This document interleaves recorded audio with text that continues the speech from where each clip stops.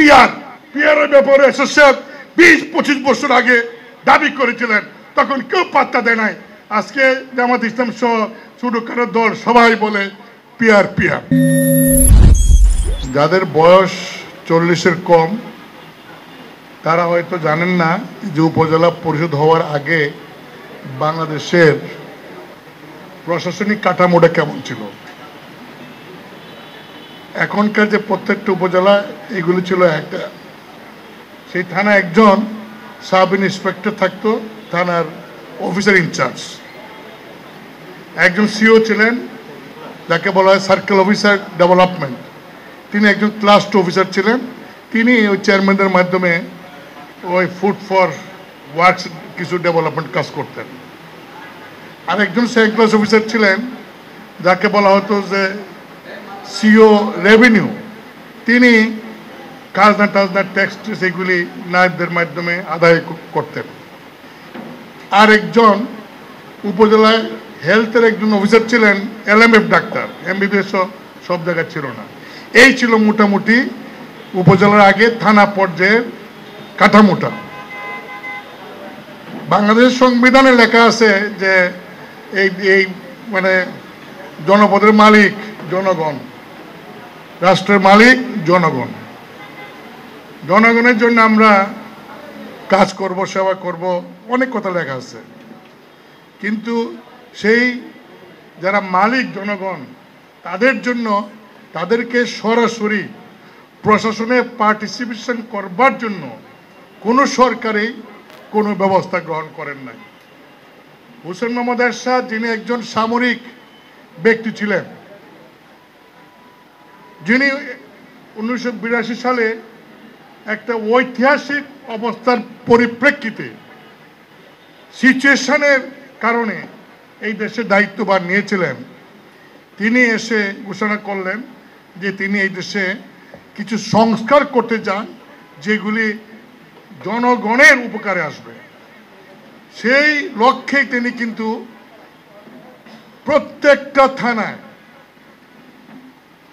Class 1 officer দেওয়ার ব্যবস্থা করলেন। প্রথম দিলেন একজন, তাকে বলা হতো TNO, থানা নির্বাহী অফিসার। তারপর দেখলেন যে একজন দিলাম TNO, সে ছিল ম্যাজিস্ট্রেট আগে মহকুমায়। আপনারা অনেকে জানেন যে জেলা আছে, বেশিরভাগই ছিল কিন্তু মহকুমা, সাব ডিভিশন। সে ম্যাজিস্ট্রেটরা সাব ডিভিশনে কাজ করতো, তারা কোনোদিন থানায় কাজ করার প্রয়োজন ছিল না, সুযোগ ছিল না। এই প্রথম হোসেন মোহাম্মদ এরশাদ একজন ক্লাস 1 অফিসারকে পাঠাইলেন থানা নির্বাহী অফিসারকে TNO করে। তারপর তিনি দেখলেন যে না, যদি জনগণের জন্য কাজ করতে হয় তাহলে রাষ্ট্রের সরকারের যে বিভিন্ন ডিপার্টমেন্ট, প্রত্যেকটা ডিপার্টমেন্টে একজন করে ক্লাস 1 অফিসার দেওয়া প্রয়োজন। সেই চিন্তা করে তিনি উপজেলায় প্রত্যেকটা ডিপার্টমেন্ট, ফিশারি বলেন, কৃষি বলেন, সমস্ত ডিপার্টমেন্টের একজন করে ক্লাস 1 অফিসার পোস্টিংয়ের ব্যবস্থা করলেন। তারপর তিনি ভাবলেন যে এই যে অফিসার পাঠাইলাম, এরা তো আমলা সরকারের অফিসার, কিন্তু জনগণের শাসনটা কিভাবে হবে? যদি জনগণের শাসন হইতে হয় তাহলে ওই থানায় পাবলিকের মাধ্যমে ভোট করে একজনকে চেয়ারম্যান যদি করা হয়, সেই চেয়ারম্যান হবেন উপজেলা পরিষদের চেয়ারম্যান, এবং তার আন্ডারে সমস্ত অফিসাররা কাজ করবেন, তিনি সমন্বয় করবেন। অর্থাৎ জনগণের প্রতিনিধি নিয়ে যা বাংলাদেশের সংবিধানে আছে স্থানীয় সরকার, সেইটা একটা মাইল ফলক যে জনগণের প্রতিনিধি উপজেলার চেয়ারম্যান, তার মাধ্যমে ওই উপজেলার বিভিন্ন সরকারি প্রত্যেকটা ডিপার্টমেন্টের কর্মকাণ্ড তিনি সমন্বয় করবেন এবং তার নেতৃত্বে চলবে।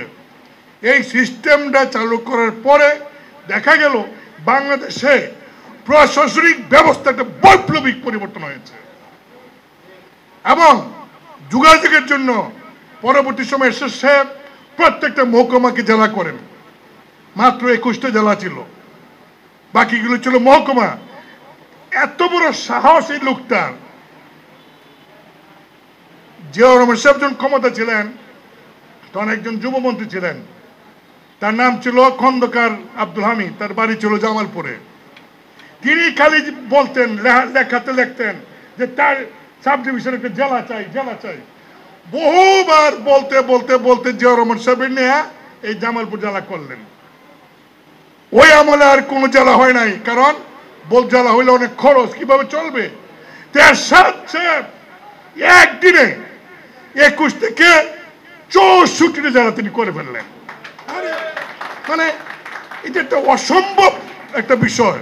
তারপর তিনি কি করলেন যে হ্যাঁ আমি প্রশাসনিক ব্যবস্থাটা করলাম, উপজেলা ইঞ্জিনিয়ার নিলাম, ফিশারি অফিস সবই নিলাম, তাহলে আসল যে কামটা বিচারটা, পাবলিক বিচারটা পাইব কিভাবে।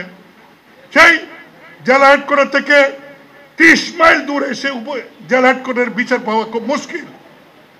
পরবর্তীতে তিনি আরেকটি কাজ করলেন, সেটা হলো উপজেলা পর্যায়ে মুন্সিফ কোর্ট এবং ম্যাজিস্ট্রেট কোর্ট তিনি ওইকে নিয়ে গেলেন। ওই সময় আমি মুক্তিযুদ্ধ কেন্দ্র কমান্ড কাউন্সিলের একজন সদস্য ছিলাম, এসএস সাহেবের সম্পর্কে ছিল। আমরা জিজ্ঞাসা করেছিলাম, স্যার আপনি এই যে উপজেলা করতেছেন, এই যে মুন্সিফ ম্যাজিস্ট্রেট নিচ্ছেন, এরা এটা কোনো সুযোগ সুবিধা নাই, বিল্ডিং নাই, ঘর নাই, বাড়ি নাই, কিভাবে কেউ কাজ করবে? তিনি বলছিলেন যে ওই অফিসাররা এই দেশের ছেলে, ওরা প্রথম গিয়া গাছের নিচে বসে এমনি টেবিল চেয়ার নিয়ে বসে কাজ করবে, তারপর আমি বিল্ডিং করব, কোর্ট করব। ঠিক এই এরশাদ সাহেবের সময় ইউনোরা টিউনোরা গাছের নিচে বসে কাজ করেছে, ডেভেলপমেন্টে বসে বসে কাজ করছে। এবং তার আমলেই এরশাদ সাহেবের আমলে সারা দেশে প্রত্যেকটা উপজেলায় কোর্ট বিল্ডিং, ইউনো বিল্ডিং, সমস্ত বিল্ডিং এবং ফেসিলিটিস কিন্তু করা হয়েছিল। আর যারা গণতন্ত্রের কথা বলে বিএনপি, আওয়ামী লীগ, বিএনপি 91-তে ক্ষমতায় এসে প্রথম কাজটা হইল যে এরশাদ করছে উপজেলা, এটা ভালো আর মন্দ বুঝি না, এটা বাতিল, বাতিল করে ফেললো, কোর্ট বাতিল। এতে লসটা কার হইল? পাবলিকের হইল। এই পাবলিকের যে লস হইল, এইটা বিএনপির মাথা ব্যথা না, মাথা ব্যথা হইলো এরশাদ করছে, ভালো হইলো, এটা বাতিল। পরবর্তী সময়ে আওয়ামী লীগ ক্ষমতা এসে উপজেলার সিস্টেমটা আবার চালু করলো, কিন্তু যেটা এরশাদ সাহেবের সময় ছিল সেই ক্ষমতা সহ পুরাটা চালু করলো না, একটা মাজা ভাঙ্গা, কমর ভাঙ্গা উপজেলাটা চালু করলো। জাতীয় পার্টি কমিটেড যদি কোনো সুযোগ পায় আবার আমরা সেই উপজেলাকে পূর্ণাঙ্গ অবয়বে আমরা ফিরিয়ে আনবো। এবং পার্লামেন্ট সহ বিভিন্ন জায়গায় আমি নিজেও প্রত্যেকটা বক্তব্য বলেছি সরকারকে, যে এই যে উপজেলায় কোর্ট ছিল, মুন্সিফ কোর্ট, ম্যাজিস্ট্রেট কোর্ট, এই কোর্টগুলি আপনারা নিচ্ছেন না কেন? আজকে কি সংস্কার কমিশন তারা আজকে একদিন পরে বলতেছে আরে এরশাদ যে করছিল মুন্সিফ কোর্ট, ম্যাজিস্ট্রেট কোর্টের দরকার, তারা কিন্তু আবার তাদের রিপোর্ট এইগুলি আনছে। শুধু তাই নয়, হাইকোর্টের যে ডিসেন্ট্রালাইজেশন, সেই পঞ্চগড় থেকে একটা লোক মামলা করতে ঢাকা এসে সে বিচার পায় না। এরশাদ করছিলেন যে প্রত্যেকটা ডিভিশন একটা করে হাইকোর্ট করছিলেন, স্টার্ট হয়েছিল, কিন্তু সেদিন আমাদের পলিটিক্যাল পার্টির কেউ সাপোর্ট দেয় নাই, আর লয়ারদের একটা গ্রুপ মামলা করে সেটাকে বাতিল করলো। আজকে আবার ওই সংস্কার কমিশন বলতেছেন যে না, হাইকোর্টও ডিসেন্ট্রালাইজ করা দরকার। শুধু তাই নয়, এরশাদ বলছিলেন যে এই দেশের ঢাকা থেকে যদি পাওয়ারটা এবং চাপটা ঢাকার বাইরে না নেওয়া হয় তাহলে ঢাকা শহর বসবাসের উপযোগী হবে না। তাই তিনি প্রভিন্সের প্রস্তাব করেছিলেন, সবাই হেসে উড়িয়ে দিয়েছিল। আজকে সবাই বলে, সংস্কার কমিশন বলে এই প্রভিন্স দরকার। পিয়ারের ব্যাপারে এরশাদ 20-25 বছর আগে দাবি করেছিলেন, তখন কেউ পাত্তা দেয় নাই। আজকে জামাত ইসলাম সহ ছোটখাটো দল সবাই বলে পিয়ার, মানে এরশাদ বলে গেছে, তার সব রেকর্ড বুঝতে পারছে সবাই যে এগুলি পাবলিকের, জনগণের উপকারের জন্য, তাই সবাই তার কথারই প্রতিধ্বনি করে এখন সেইভাবেই তারা প্রস্তাব রাখছে। আমি আমার বক্তব্য দীর্ঘায়িত করব না। আজকের এই দিনে আমি বাংলাদেশের এই যে উপজেলা পরিষদ সিস্টেমটা, সেই সিস্টেমটা আগামীতে সরকারে যেই যাক পূর্ণাঙ্গ অবয়বে এই সিস্টেমটা আবার চালু হবে, উপজেলাগুলিতে আবার কোর্ট হবে, হাইকোর্টের আবার ডিসেন্ট্রালাইজেশন হবে, উপজেলা পরিষদ, জেলা পরিষদ আবার রিভাইভ হবে, স্থানীয় সরকারগুলি শক্তিশালী হবে। এই অনুরোধ রেখে আমার বক্তব্য শেষ করলাম।